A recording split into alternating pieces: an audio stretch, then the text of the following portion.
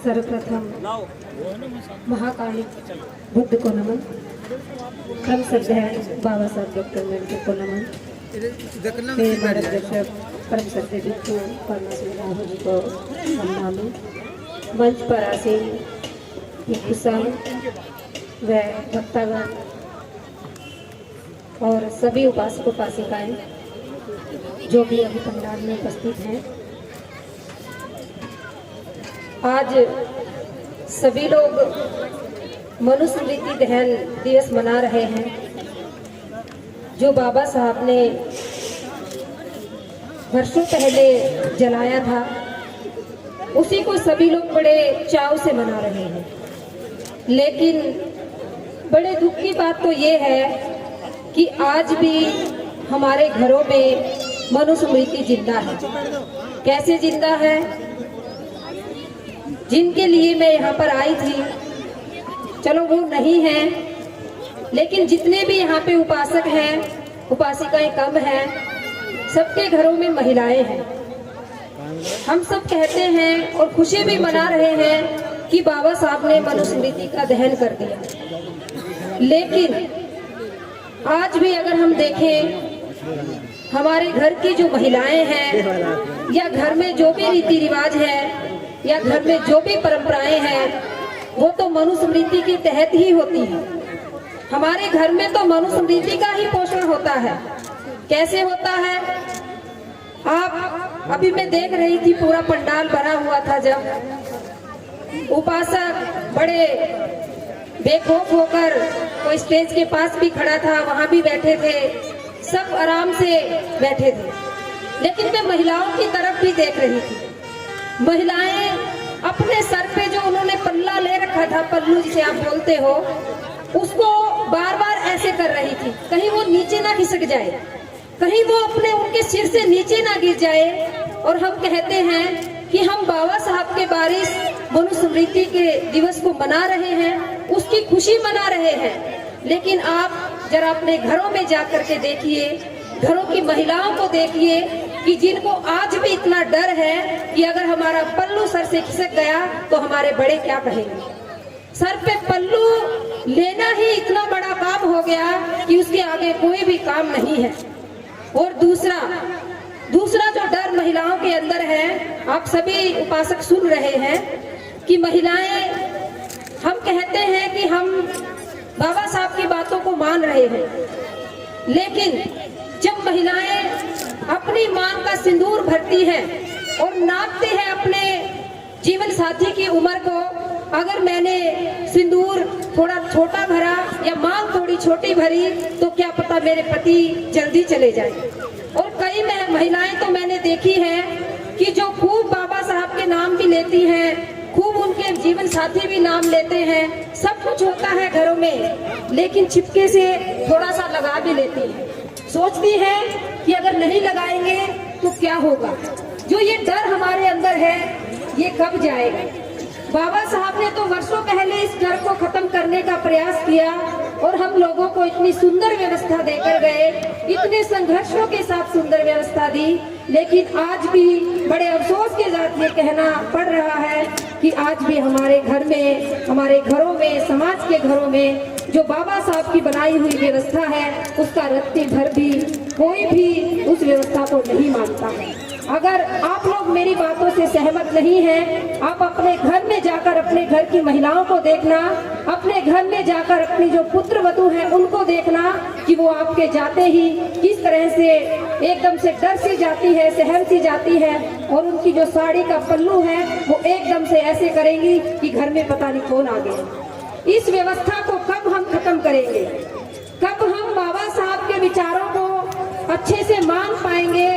जब आप इस बात को मान लेंगे कि बाबा साहब ने जो मनुस्मृति का दहन किया था वो महज एक किताब नहीं थी, वो जो हम पे लादी गई व्यवस्था थी, जो ब्राह्मणवादी व्यवस्था थी, जो सदियों से हम पे लादी गई थी, वही व्यवस्था थी। और उस व्यवस्था को बाबा साहब ने खत्म किया।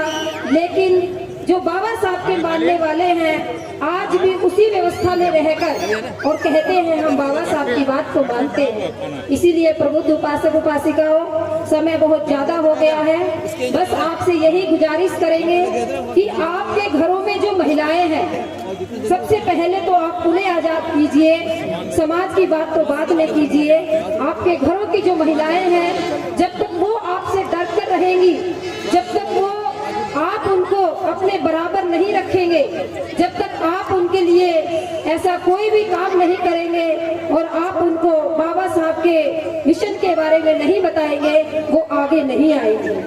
बाबा साहब ने 25 और 27 दिसंबर को ही जब बाबा साहब उस किताब को जला रहे थे, उस ग्रंथ को जला रहे थे जिसकी आप आज खुशी मना रहे हैं, उसी समय बाबा साहब ने बहुत सारी महिलाएं थी, वहाँ पर बहुत भीड़ थी, उन महिलाओं को संबोधित किया था और उन महिलाओं को संबोधित करते हुए बाबा साहब ने कहा था कि आप भी जिस तरह से आप अपने जीवन साथी के साथ मिलकर के घर गृहस्थी चलाती हैं और घर गृहस्थी में जो भी समस्याएं आती हैं उनका समाधान करती हैं, उसी तरह से आपको मिलकर के समाज की समस्याओं का समाधान करना है।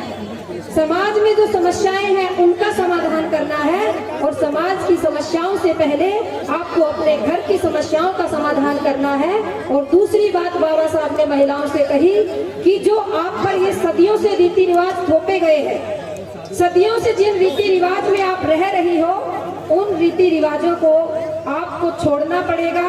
चाहे वो पैर की बिछिया हो, चाहे वो पैर में पायल हो, चाहे मांग का सिंदूर हो, चाहे गले का मंगलसूत्र हो, चाहे आपका पहनावा हो, किसी भी तरह की कोई भी रीति रिवाज है, पहनावा है, आभूषण है, जब तक आप इन चीजों को नहीं छोड़ेंगी, जब तक आपका उद्धार नहीं हो सकता।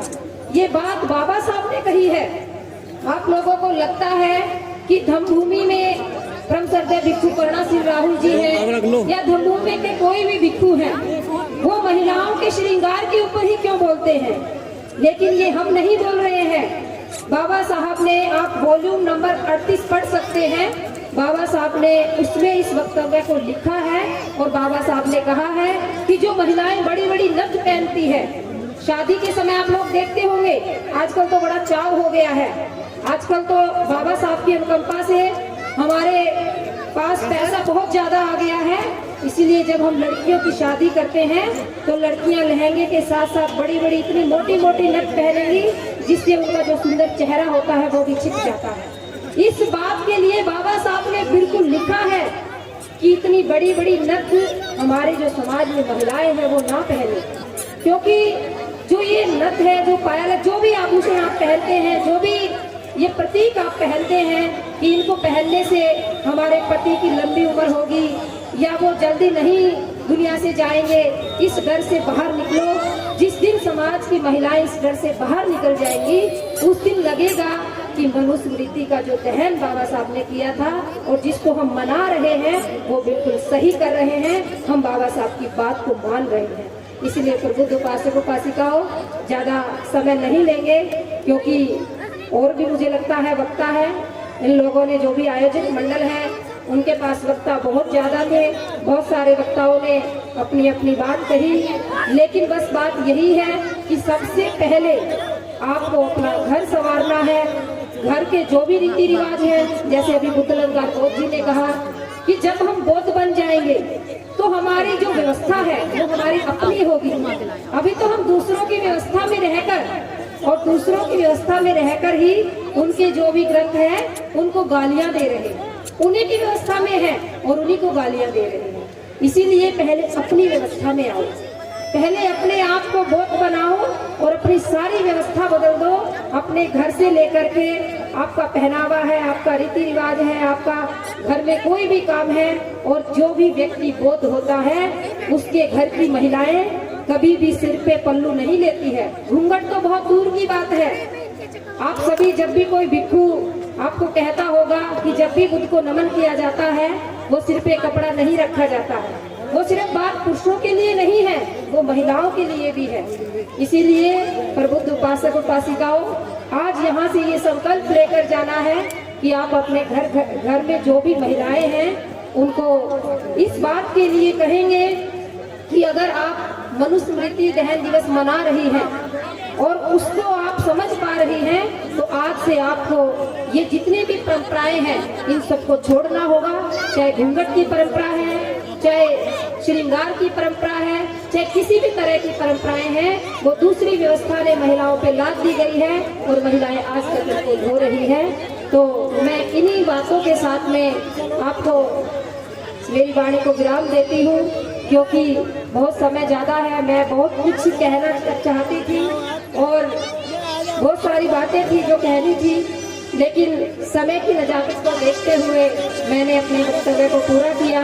बस संकल्प लेना है और महिलाओं को आगे आना है। इन्हीं बातों के साथ सभी का मंगल हो। भवतु सब मंगलम, भवतु सब मंगलम, भवतु सब। साधु साधु साधु।